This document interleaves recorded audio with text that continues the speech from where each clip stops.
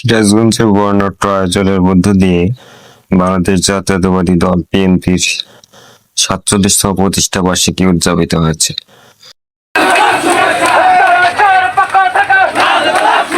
সোমবার ১ সেপ্টেম্বর বিকেলে শহরের প্রধান প্রধান সড়ক প্রদক্ষিণ করে বিশাল র্যালি বের করা হয়।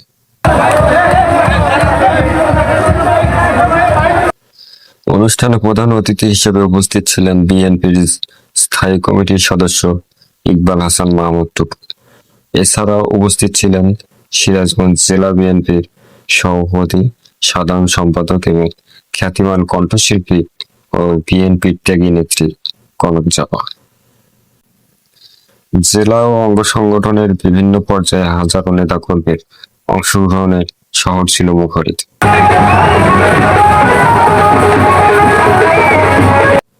র্যালিতে নেতৃত্ব দেন সিরাজগঞ্জ ৩ আসনের তারাস রায়গঞ্জের সমন্বয় সম্ভাব্য এমপি প্রার্থী ও বিএনপির বলিয়ান নেতা সম আফসার আলী।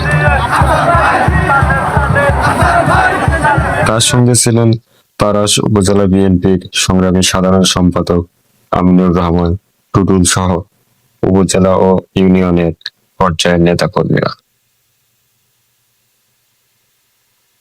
র্যালিতে অংশগ্রহণকারীরা বিএনপি চেয়ারপারসন বেগম খালেদা জিয়া ও ভারপ্রাপ্ত চেয়ারম্যান তারেক রহমানের ছবি সম্বলিত ফেস্টুন, প্ল্যাকার্ড বহন করেন। এ সময় স্লোগানে মুখরিত হয়ে ওঠে পুরো শহর।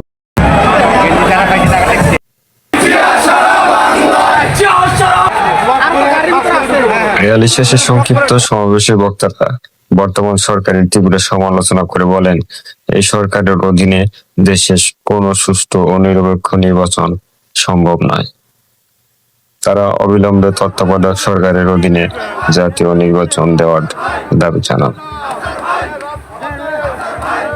বক্তারা আরো বলেন, শহীদ প্রেসিডেন্ট জিয়াউর রহমান যে দল প্রতিষ্ঠা করেছিলেন তার আদর্শে অনুপ্রাণিত হয়ে আজ লাখো নেতাকর্মী রাজপথে নেমেছে।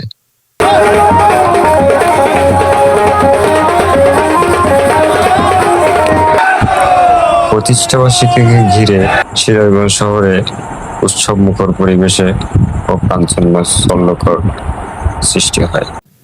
খালিদ হাসান, তারাস, সিরাজগঞ্জ থেকে।